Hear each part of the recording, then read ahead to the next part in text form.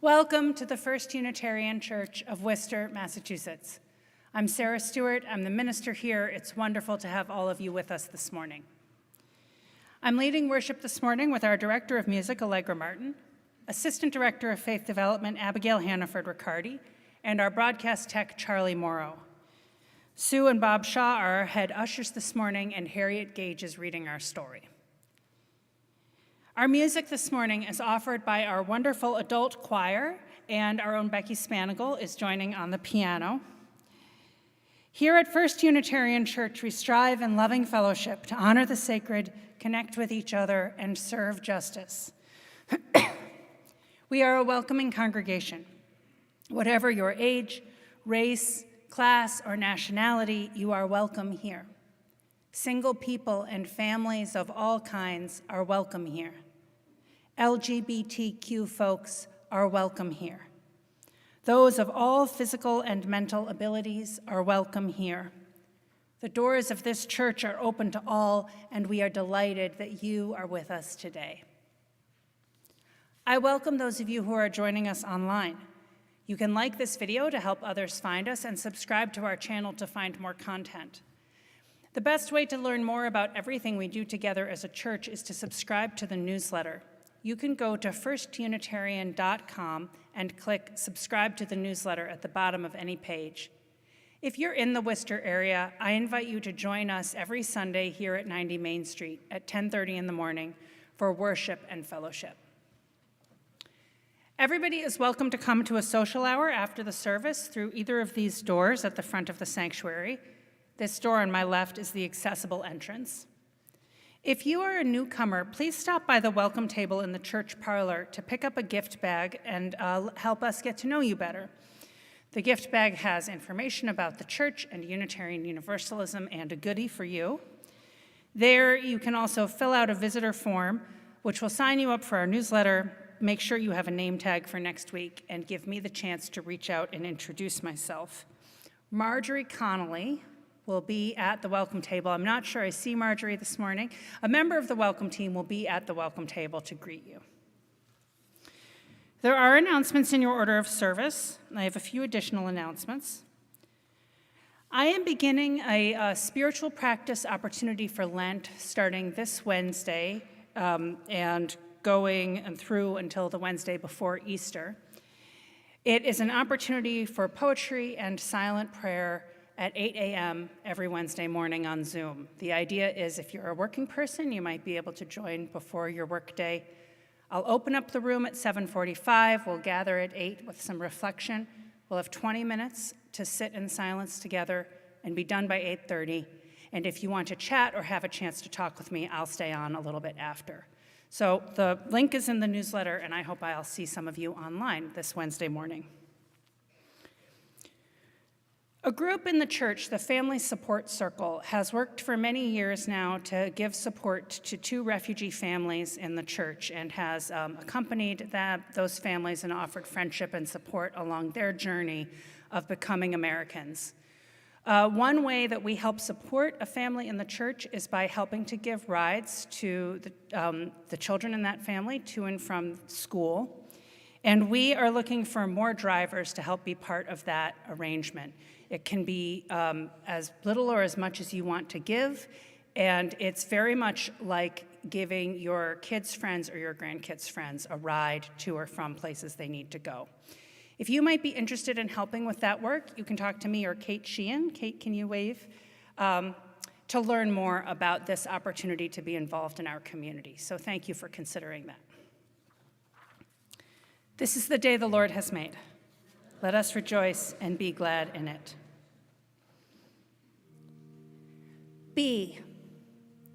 Be butterfly and behemoth, be galaxy and grasshopper, star and sparrow. You matter, you are, be. Be caterpillar and comet, be porcupine and planet, sea sand and solar system. Sing with us, dance with us, rejoice with us, for the glory of creation. Seagulls and seraphim, angleworms and angel host, chrysanthemum and cherubim, be. Sing for the glory of the living and the loving, the flaming of creation. Sing with us, dance with us, be with us, be. These are the words of all the humans, the earth, the sun, the dance of the stars, the galaxies, the cherubim and seraphim, wind and fire, the words of the glory. Be.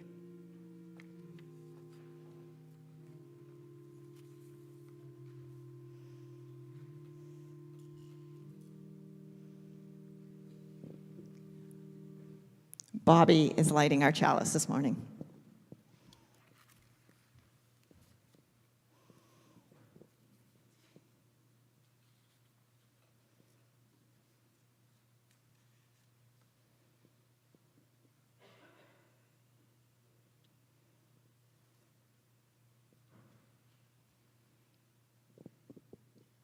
In the spirit of love, We light this chalice. Please rise in body or spirit to renew the covenant of our church with the words printed in your order of service and of your ministry. In the love of truth and in the spirit of Jesus, we unite for the worship of God and the service of all.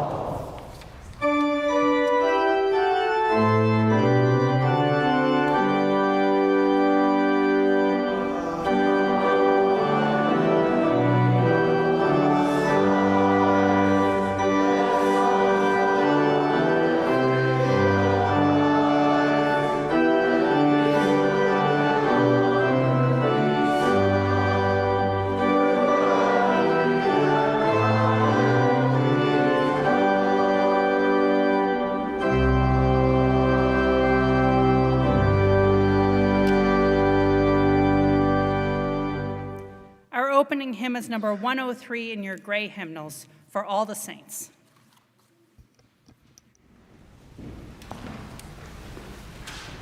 Oh,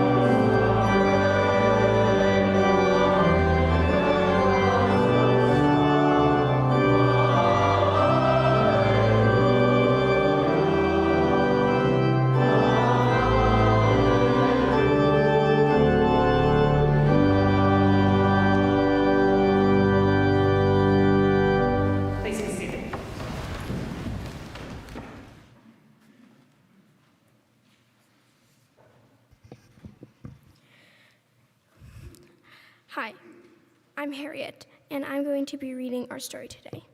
This is My Dad and the Dragon by Montserrat Coughlin Kim. Hi, I'm Cameron, and this is my family. Mom, Dad, my sister Chloe, and our dog. We look like your average family, but there's one big difference. My dad has a cancer dragon in him. He didn't always have a dragon. The dragon snuck in when Dad was diagnosed with cancer. I can't see the cancer dragon. I can't catch the cancer dragon. I can't even smell the cancer dragon. The cancer dragon is only in my dad. I didn't believe my parents when they told me. I asked them, how could Dad have a cancer dragon? People with cancer look really sick. They are weak. They don't have any hair. They throw up all the time.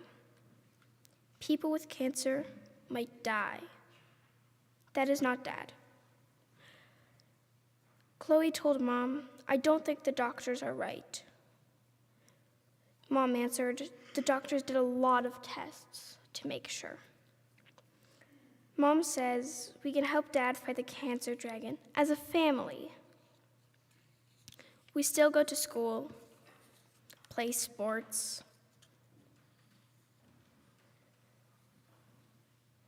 take lessons,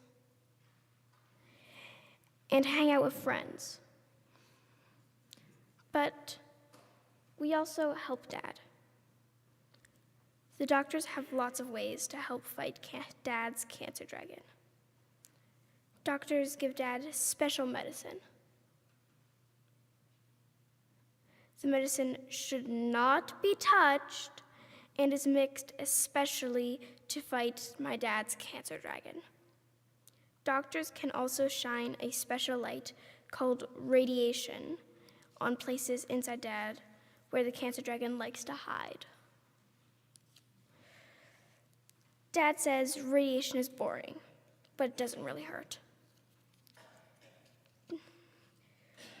Surgeons can operate on Dad, who kick the cancer dragon out of its home. Dad's hair started disappearing after some of his treatments. I asked him, does the cancer dragon burn off all your hair because he doesn't like the special medicine? Dad hugged me and said, that sounds about right. One time, after treatment, I begged, Dad, will you wrestle with me? He said, no, honey. I feel really tired right now, but maybe we could play cards?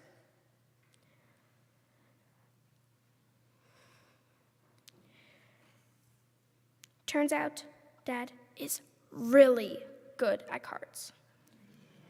A cancer dragon can be unpredictable, and sometimes sends Dad to the hospital when it isn't planned.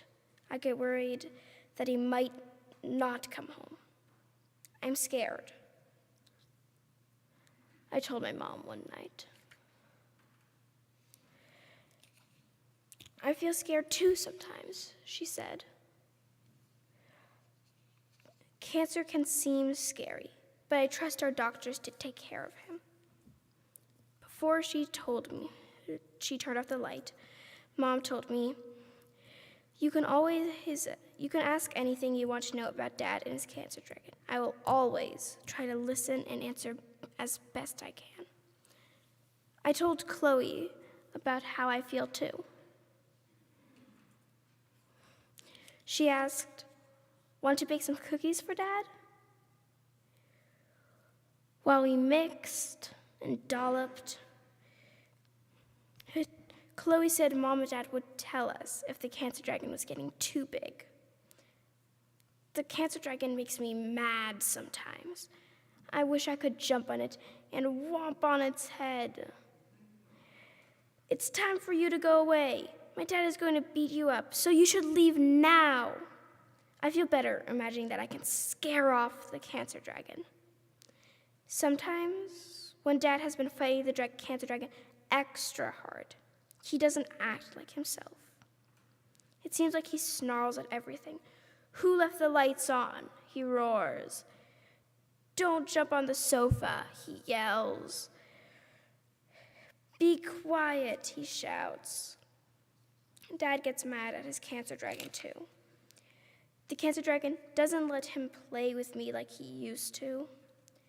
The cancer dragon makes food taste bad. Mom says it's not you or your dad, it's that cancer dragon who's roaring about everything.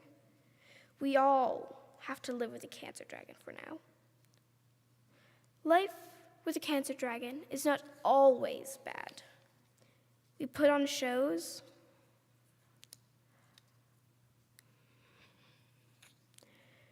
We play sports.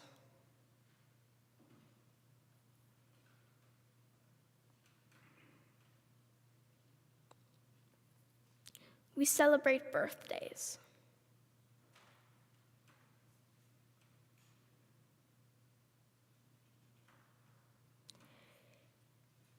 We eat dinner together.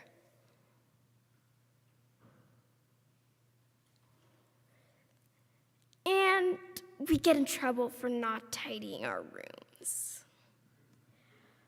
A lot of times, Dad is just Dad, and the cancer dragon hides. We seem like any other family.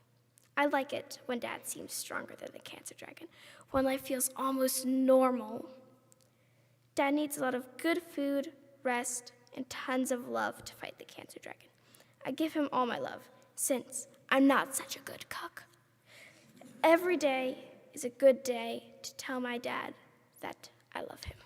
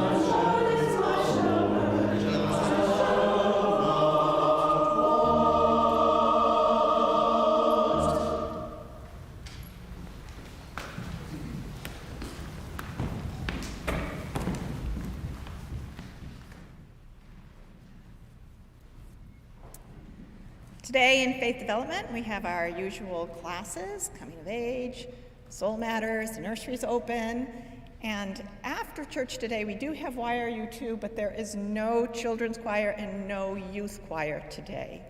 And also, just one more note about We Agora, our summer magical program. We are about 2/3 full already. We only have about 40, maybe 42 spaces left. So if you are planning or you know someone who's planning to attend, please have them register right away because those spaces are going very quickly. And now we'll sing our children out. Thank you.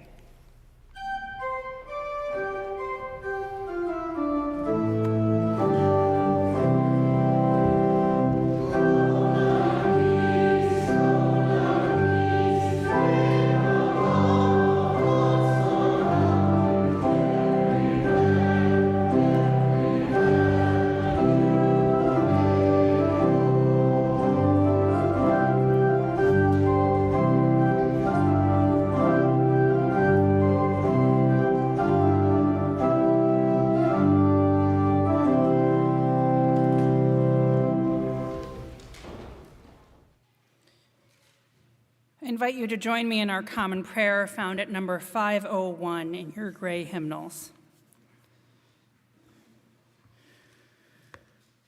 We will have a time in the middle of this prayer to offer our own prayers for those who need comfort at this time, and I will bring us back in to the unison part together when that's done. Please join me in our unison prayer. Spirit of community, in which we share and find strength and common purpose, we turn our minds and hearts toward one another, seeking to bring into our circle of concern all who need our love and support, those who are ill, those who are in pain, either in body or in spirit, those who are lonely, those who have been wronged. I invite you to say the names of people you want to include in our prayer aloud now.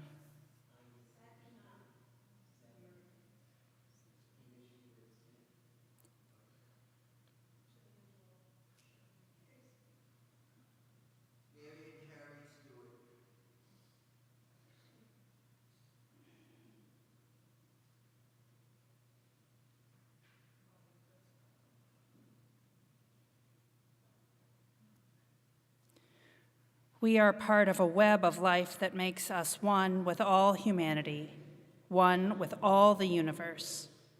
We are grateful for the miracle of consciousness that we share, the consciousness that gives us the power to remember, to love, to care. Please continue your own thoughts and prayers in silence.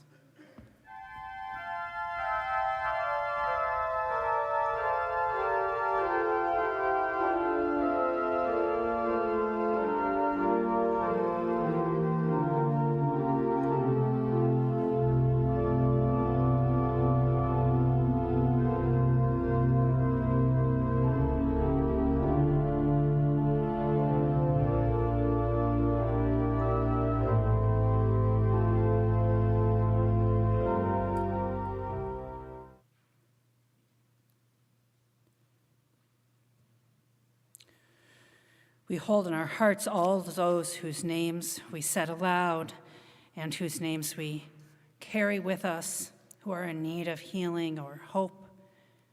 We know that there are joys and sorrows which go unspoken among us, and so we reach out to one another in compassion as we say together the prayer of Jesus. Our Father, who art in heaven, hallowed be thy name. Thy kingdom come, thy will be done on earth as it is in heaven. Give us this day our daily bread, and forgive us our trespasses as we forgive those who trespass against us. And lead us not into temptation, but deliver us from evil. For thine is the kingdom, and the power, and the glory, forever and ever. Amen. Our ministries at First Unitarian Church continue to thrive because of your support. I like at this time in the service to lift up a gift of time, talent, or treasure that supports our church. And today I want to thank everyone who has helped to create Let's Do Lunch during our social hour on Sundays. This simple, nutritious lunch helps build community in our church and allows adults and children to participate in after-church activities. Can you raise your hand if you have helped to make a simple lunch as part of the Let's Do Lunch for our congregation? I want to thank all of you who give this gift. And I don't think that she's here in the sanctuary. She's often in the dining room during church, but I especially want to thank Jana Turchek, who started Let's Do Lunch and keeps it running.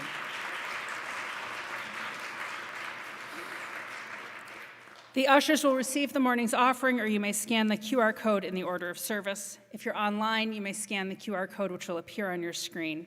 I invite your generous contributions for the good work of First Unitarian Church.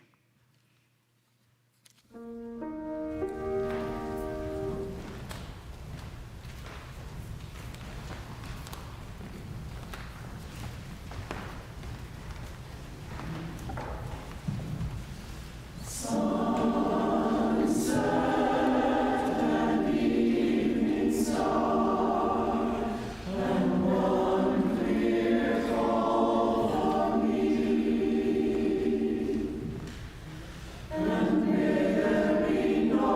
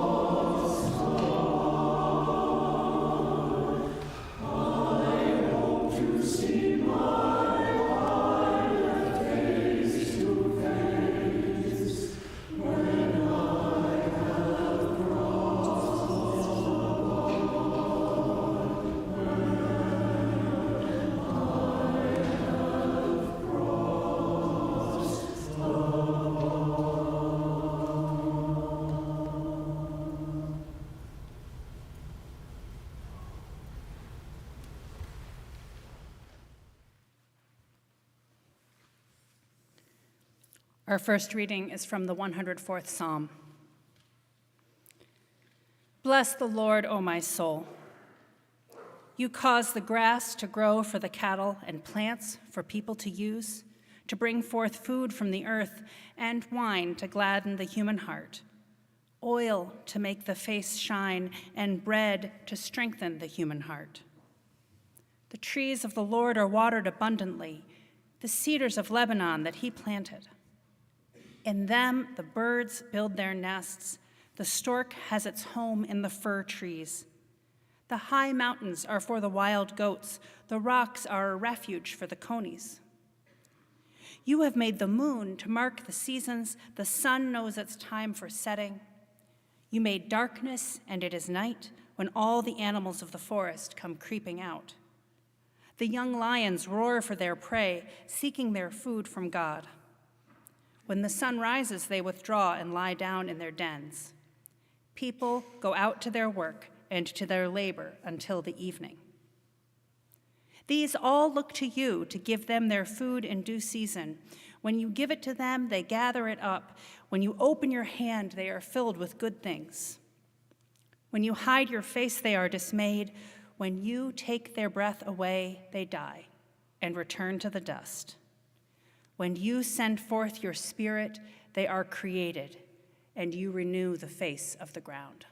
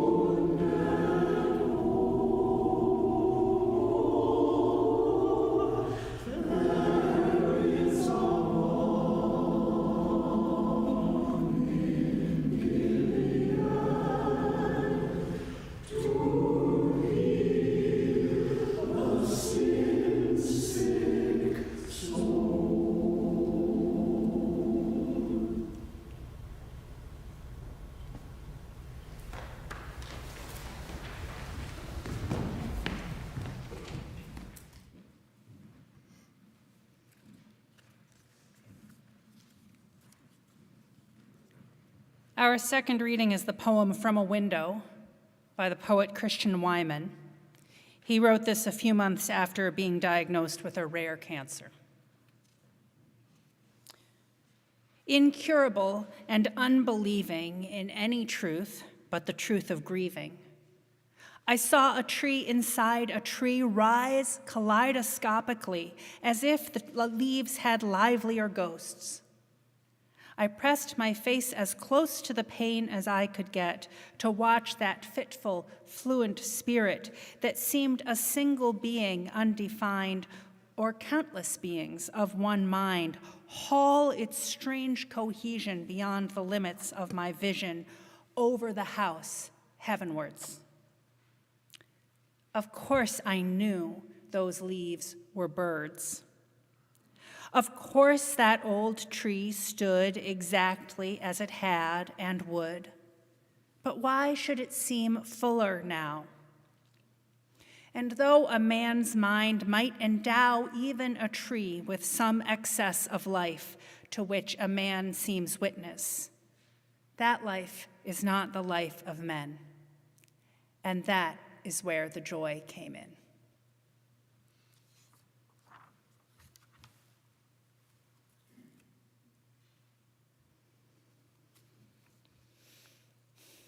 I invite you here in our time together to center yourself in your body.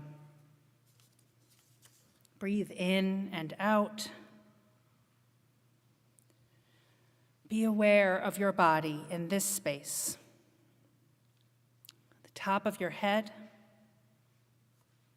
your jaw, your shoulders. Let your belly expand. Feel your hips, your thighs, knees, ankles, the bottoms of your feet, your fingertips. This whole marvelous being that is you, mind, body, and soul. Give thanks for your body and its wonders.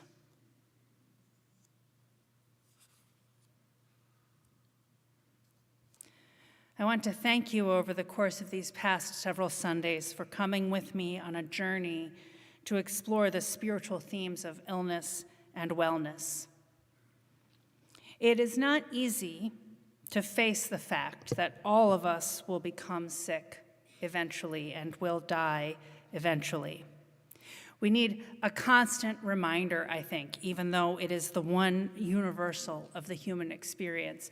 I have a sticker on my bulletin board in my office that says, "We all die," with beautiful flowers around it.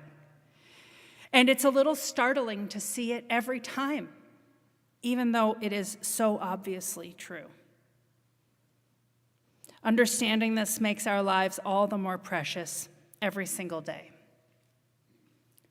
I've preached about mental illness and the importance of acceptance of all of us in all of our states of mental wellness and illness.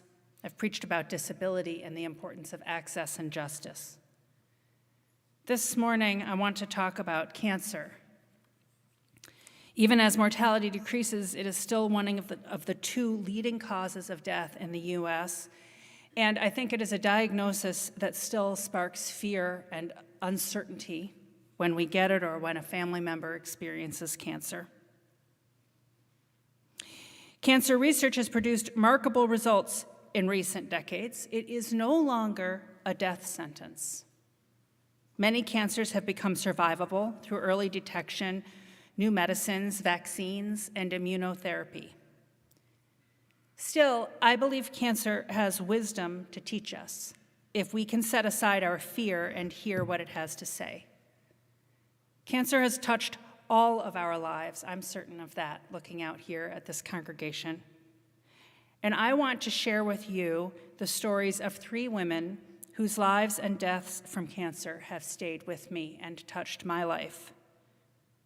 I have learned spiritual lessons from them, from their illness and their lives and their deaths, their resilience, their souls that live on in me, the spirit in them that death has not overcome. The first woman whose story I want to share with you was Myrtle. She was my maternal grandmother, and I never knew her.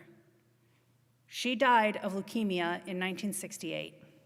My mother was the oldest of 4 children. My mother was 16 at the time.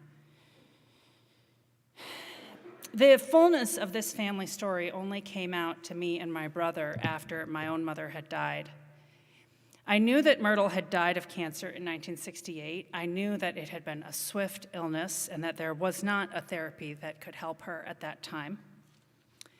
But what I learned more recently is that her own children didn't know that she had cancer. They didn't know that she might die.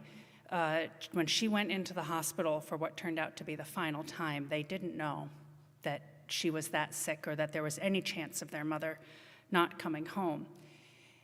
And what I even learned more recently is that she herself did not know the extent of her illness or what she was facing. At that time, it was thought that women didn't necessarily need to know all the scary details of a diagnosis, and that certainly children didn't need to be burdened with that knowledge, even though it deprived them of a chance to say goodbye to their mother. In fact, it was even thought that it was probably too much for my grandfather to raise these 4 children on his own, and he was worried after Myrtle's death that the children would be taken away from him, and he was determined that that would not happen, that he would keep his family together and be there for his children. At that time, there was so much fear and shame around a cancer diagnosis. It was this still somewhat new, mysterious illness that had no treatment and certainly no cure.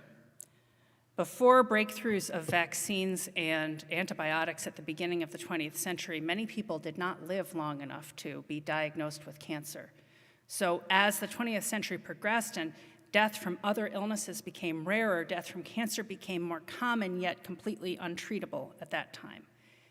And because of that, there was a lot of shame, and also in this story, misogyny, around the understanding and treatment of cancer. Something that I keep with me from Myrtle's story is that shame never has anything good to do for us. It doesn't help. The experience of illness tends to pull us away from life. It makes us feel like we are contagious, even if we don't have a contagious illness. It makes us feel a little bit less than human. It is isolating. And shame just compounds that, makes it feel like we can't talk about this illness. We can't talk about it within the family. We can't talk about it with friends and those around us. Another person whose writing I have read described cancer as her own diagnosis of cancer, as though she had always, throughout her life, just been flying with no way to be flying through the air, unable to worry about it because there were clouds between her and the ground below her, and that the cancer diagnosis cleared away those clouds, and all of a sudden she's like, wait a minute, how am I flying? I'm going to fall, I'm going to die here. It's that fear, that sudden knowledge of the fact that we are, in fact, all going to die, and in this moment with this diagnosis, I might die of this, that can separate us if we think all the other people around us are still comfortable in their illusion of safety. And shame just compounds that feeling. The more that we can share our feelings, the more that we can share our fear of mortality and our experience of illness, the more human it keeps us in our relationship to one another. Even when we are sick, we are in the kingdom of the living. Being honest about our illness, what we need, what would help, connects us to others. We have left some medical misogyny behind in the 1960s, and I hope that we can leave that shame behind us as well. Some of that shame has been left behind. Cancer research has required enormous funding worldwide, and the drive to raise those funds, especially for breast cancer research, has helped bring cancer more into the public consciousness, make it something that people can talk about with each other without fear or shame. With awareness comes understanding and a release from that burden of loneliness. The next person whose story I want to share was a member of the church I served in New Hampshire. Her name was Carol. She was an African-American woman born in 1930 in Miami, Florida, in the Jim Crow South. And she joined the Air Force as a pathway to escape that life and do what she wanted to do with her life. In the Air Force, she began to learn to program computers on punch cards, and that was the beginning of her career as an IT professional. In fact, I just recently learned she recorded a video about her own life, and her daughter just shared that with me. It was only to be seen in the event that she had died. And she died more than 10 years ago, but I just got this video this week. And she says in the video that she turned down a college scholarship that she received when she was in high school without telling her mother, because the college scholarship was to be a teacher, one of the acceptable jobs for women at the time, and she did not want to be a teacher. So she quietly set that college scholarship aside and joined the Air Force as soon as she had graduated from high school. With the training that she received in the Air Force, she rose to be an executive in IT in private industry. When I knew her in her retirement, she served as a state rep in New Hampshire. She was a formidable leader in the church and a loving mother and grandmother. And when she was in her 70s, she was diagnosed with breast cancer. She went through surgery and chemotherapy, and while undergoing one of her chemotherapy treatments during the week in between the treatments, she sat down on her basement steps and died. Carol's life taught me more than her death. Her vision for how consistent effort and moral courage can make the world a better place. And I saw in her approach to cancer the same approach that she had brought to her whole life. This is an obstacle that I can overcome. Science and family and medicine will help me. I will work to overcome this illness. Human existence is contingent, I saw in her, but I also saw that it is worthwhile and worth fighting for. She chose difficulty and even pain because she saw a pathway to a better life ahead of her. Yet, as we all must, Carol died. Cancer treatment can be brutal. I don't wish that she had made a different choice. I understand that choice for her. And I also understand the choice not to go through painful or difficult treatments for cancer. Alongside treatments for cancer at the end of the 20th century, medicine developed rest from treatments and the pain and suffering they can cause.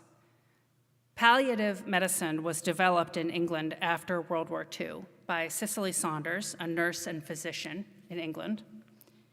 She created palliative medicine to treat pain and dehumanizing symptoms in terminally ill patients. One nurse who worked with her said, "Doctors would not even look us in the eye when we recommended that they stop their efforts to save lives and start saving dignity instead." Cicely Saunders said, "In many ways, the principles of palliative medicine are fundamentally the same as those which underlie all other stages of care and treatment, although its rewards are different." And this is the choice made by the last woman I want to tell you about today. Marcia was also a member of the church I served in New Hampshire. And again, when she was in her 70s, she was diagnosed with lung cancer. Long ago, she had been a smoker. She was a person whose lung cancer might have been caused by smoking or by environmental causes. She went through one round of debilitating treatment and then decided that that would be it for her. She entered hospice care and stayed with her sister for the last 6 weeks of her life.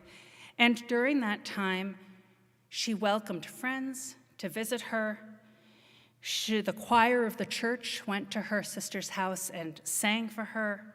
She ate the food that she loved best. She received the care she needed not to be in pain during that time. And she died about 6 weeks after she stopped her treatment.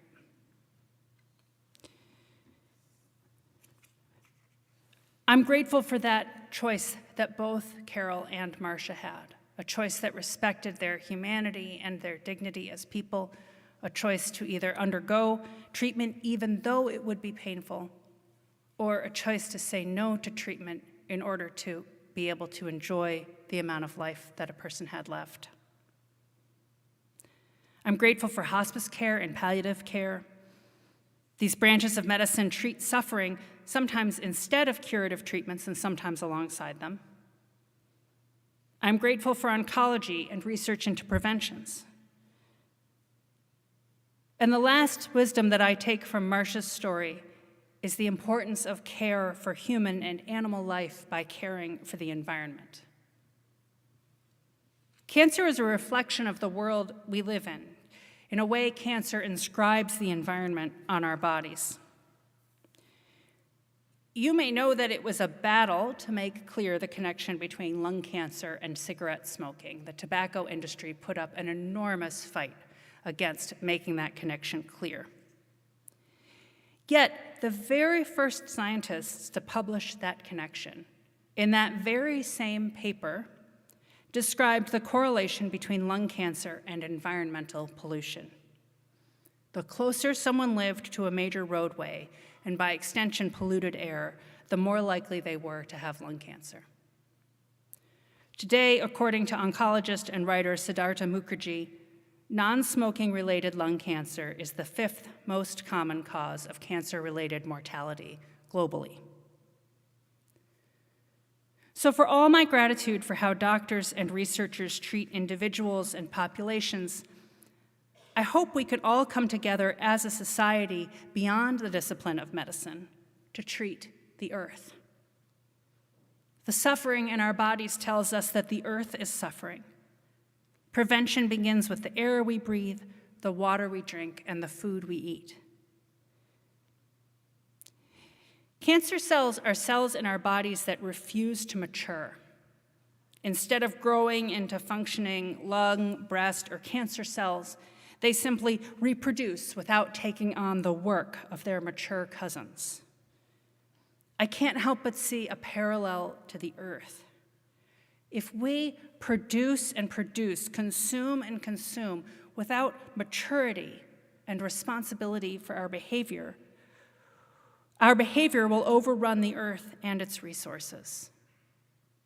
We all, as a society, need to do that same learning, to mature in our relationship with the earth and the resources it provides us. In memory of Marcia, Carol, and Myrtle, in memory of your loved ones, in honor of all who are living with cancer right now, may we make changes for our earth that create a better future for all. I love you all. Amen.